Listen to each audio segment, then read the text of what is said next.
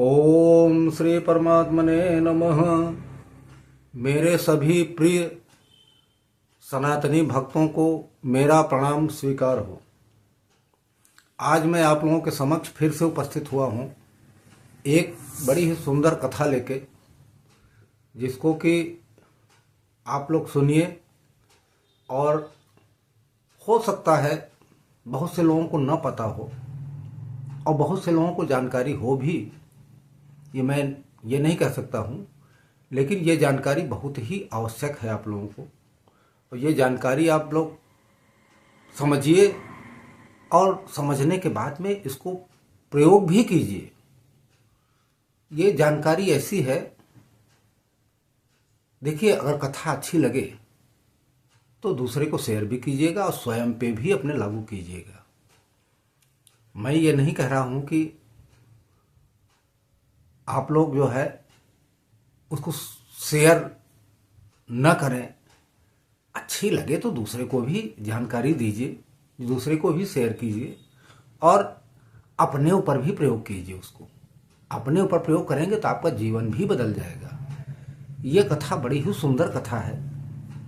मैं पहले भी कह चुका हूं कि आप लोगों को हो सकता है जानकारी ना हो, कुछ लोगों को जानकारी हो भी।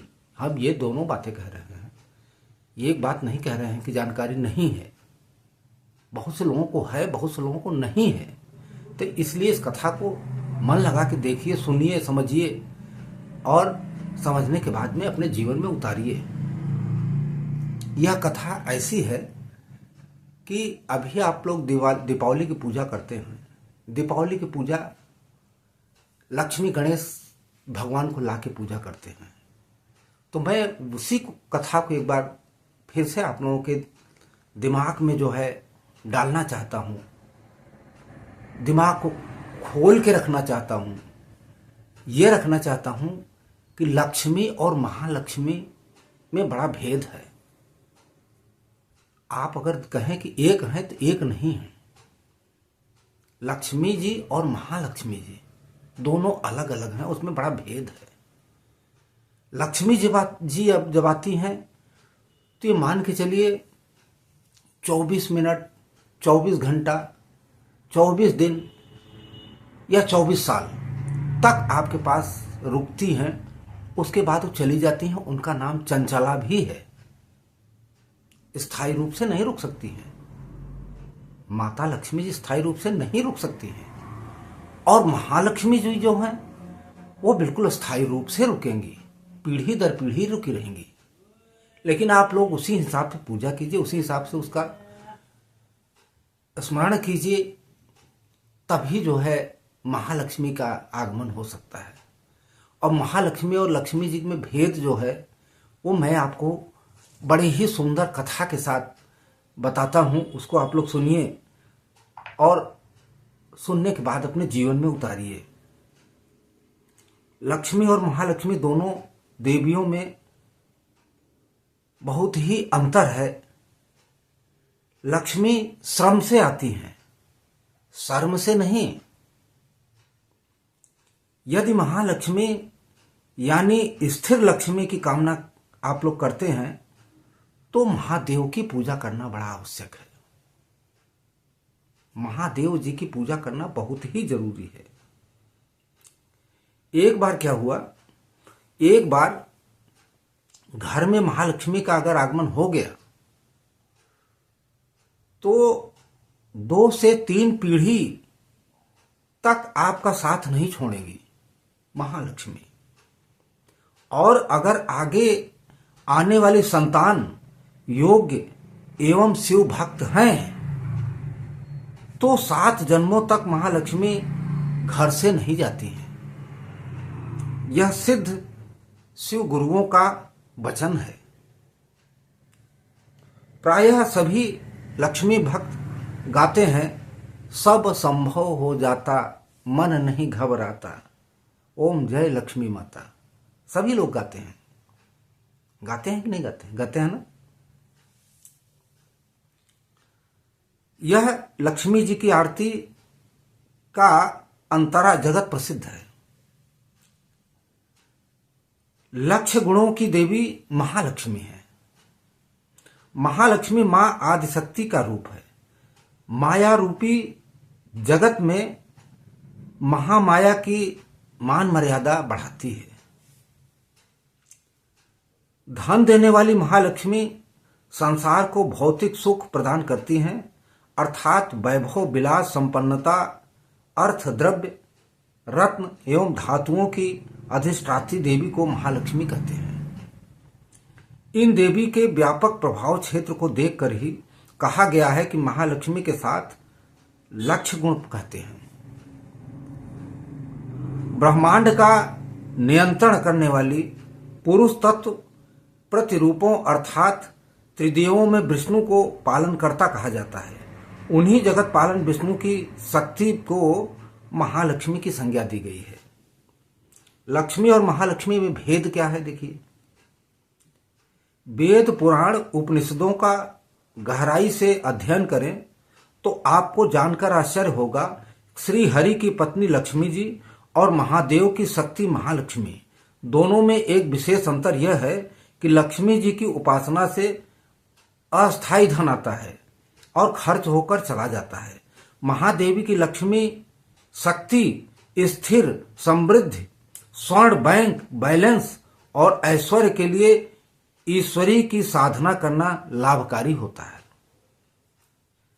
ज्ञात हो कि दक्षिण भारत में भगवान शिव को ईश्वर तथा महालक्ष्मी को ईश्वरी कहकर संबोधित करते हैं। दक्षिण भारत में जितने भी शिवालय हैं वहां महालक्ष्मी ईश्वरी देवी के रूप में स्थापित हैं, लेकिन उत्तर भारत में अधिकांश लोग लक्ष्मी जी की साधना करते हैं। विष्णु पत्नी के रूप में लक्ष्मी जी उनके साथ सर्वत्र पूजित हैं। कहीं भी चित्रों में अथवा मूर्तियों में देखें तो हमें लक्ष्मी विष्णु अथवा लक्ष्मी नारायण की युगल छवि दिखाई देती है।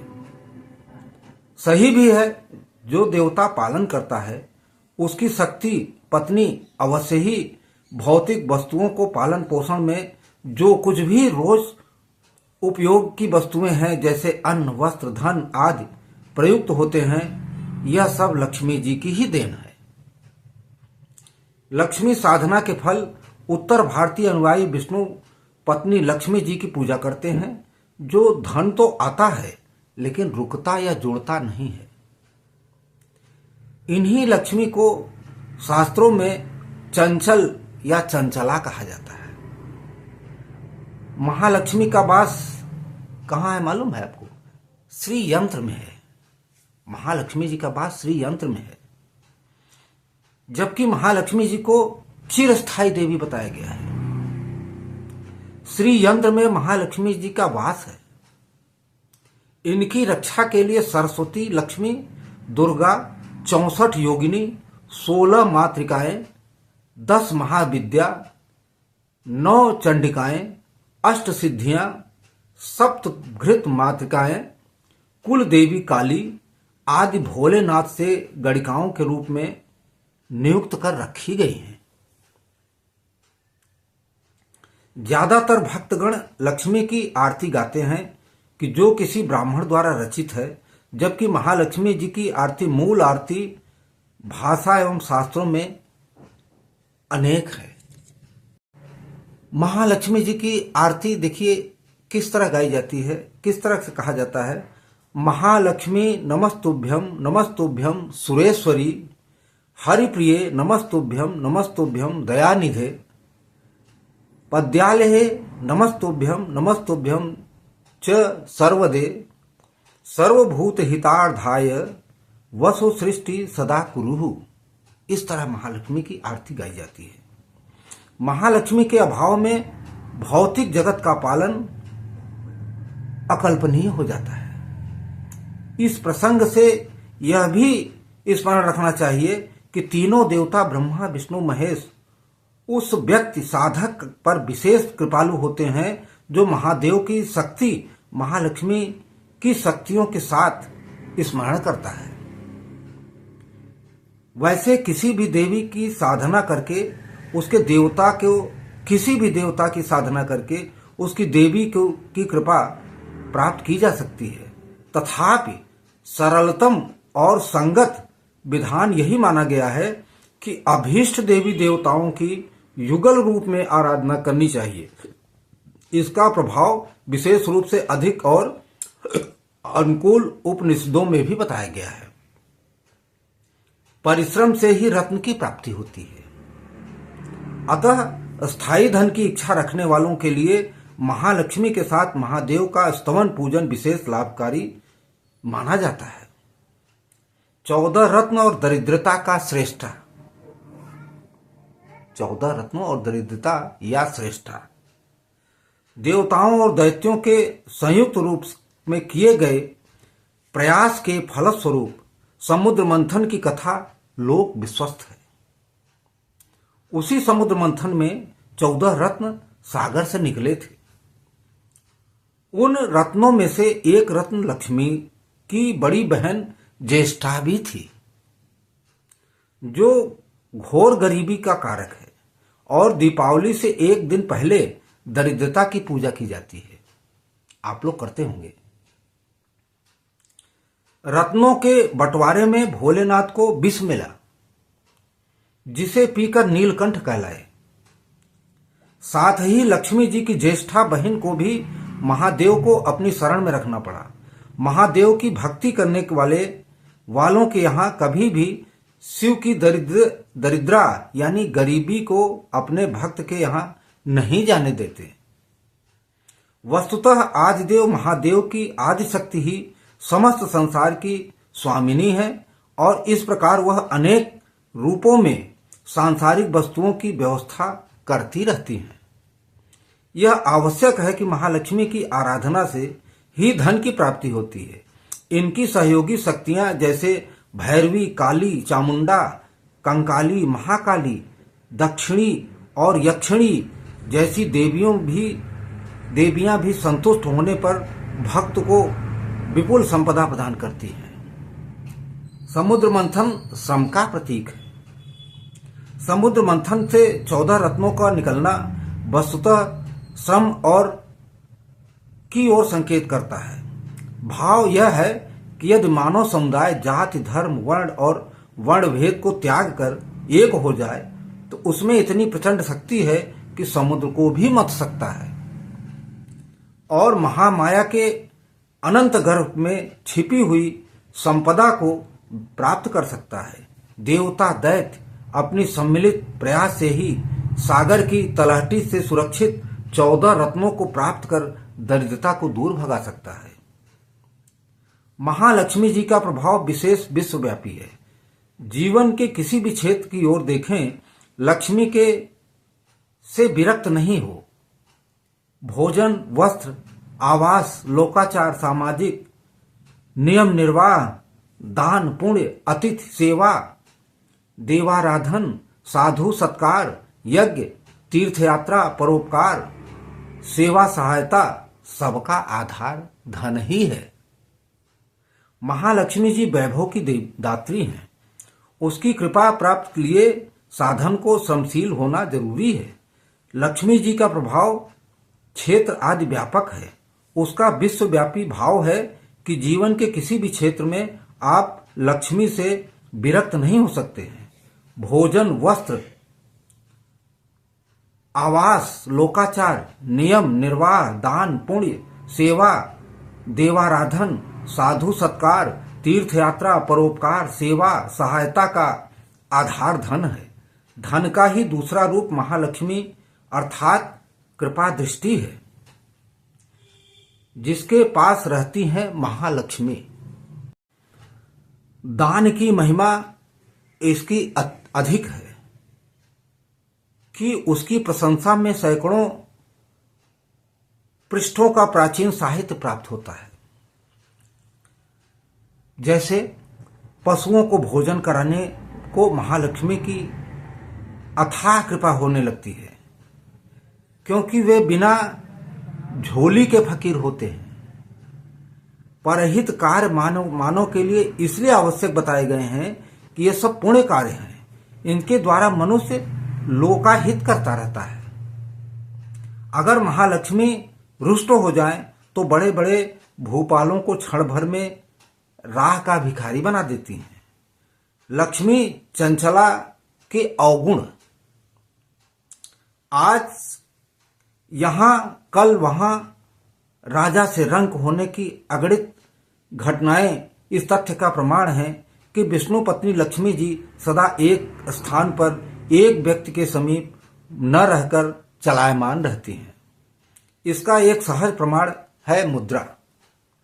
मुद्रा अर्थात रुपए पैसे का सिक्का लक्ष्मी जी का साक्षात स्वरूप माना जाता है। अपने व्यावहारिक जीवन में हम देखते हैं कि अन्य वस्तुएं अपेक्षाकृत अधिक समय तक हमारे पास रहती हैं, जबकि मुद्रा हाथ में आती है और चली जाती है।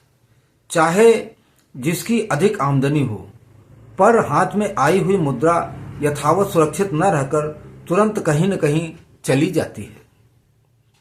बैंक, बीमा, क्रय विक्रय, भोजन, वस्त्र, चिकित्सा, प्रसाधन, मनोरंजन तथा ऐसे ही अन्य मार्गों में वह तुरंत हमारे हाथ से चली जाती हैं। भले ही हम अपने आप को धन संपन्न मानते हों, पर वास्तविकता यह है कि लक्ष्मी का चांचल्य प्रशिक्षण हमें भ्रमित किए रहता है। यही कारण है कि आदि ग्रंथों में जहां लक्ष्मी का पूजा विधान मिलता है, वहां उसकी कृपा, अनुकूलता और स्वामित्व की याचना के भी संकेत दिए गए हैं। लक्ष्मी आती हैं तो सही के पास है, पर अधिकांश को अपनी माया से चौंधिया कर चली जाती हैं।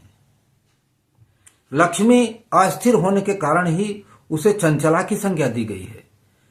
वह कहीं स्थिर होकर नहीं रुकती। राजा को रंग लक्ष्मी ही बनाती हैं, जबकि महालक्ष्मी व्यक्ति को रंग से राजा बनाने की क्षमता रखती है। लक्ष्मी तंत्र साधना की ग्रंथ के अनुसार मात्र महादेव की अर्धांगिनी महालक्ष्मी ही स्थिर होकर वह उन्हीं के पास रहती हैं जिन पर शिव जी की कृपा भाव हो जाता है। इसलिए शिव जी की कृपा बहुत जरूरी है। शिव जी का स्मरण करना, पूजा करना सबसे जरूरी है। आपका जीवन स्वस्थ रहे, आप दीर्घायु हों, आपका जीवन मंगलमय हो जाए, माता रानी की कृपा अनवरत आप पर बनी रहे, ऐसी मेरी हार्दिक इच्छा है। आप लोगों को अगर यह कथा अच्छी लग रही हो तो लाइक कर दीजिए, चैनल को अपने सब्सक्राइब कर लीजिए, दूसरे को शेयर भी कीजिए, दूसरे को भी पता चले कि लक्ष्मी और महालक्ष्मी में अंतर क्या है, भेद क्या है। और आप लोगों से मेरी महान यही हाथ जोड़ के निवेदन है कि शिव जी की पूजा जरूर किया कीजिए। शिव जी की ही पूजा करने से महालक्ष्मी आपके घर में स्थिर निवास करने के लिए आ जाएंगी। आप जो है हमेशा हमेशा के लिए, कई जन्मों तक, कई पीढ़ियों तक अजर अमर रहेंगे। आपके आने वाली संतानें अजर अमर रहेंगी। इसलिए आप लोग इस बात को मानिए, इस बात को समझिए। ये कोई हवा में उड़ने वाली बात नहीं है, ये बिल्कुल स्थिर बात है। हमने आपको जो बताया अच्छा लग रहा हो तो दूसरे को शेयर अवश्य कीजिए, दूसरे को भी लाभ हो। मैं अगले भाग में फिर दूसरी कथा के साथ आप लोगों के साथ फिर से मिलूंगा, और तब तक के लिए जय श्री राम, राधे राधे। बोलिए सियावर रामचंद्र की जय, पवन सुत हनुमान की जय।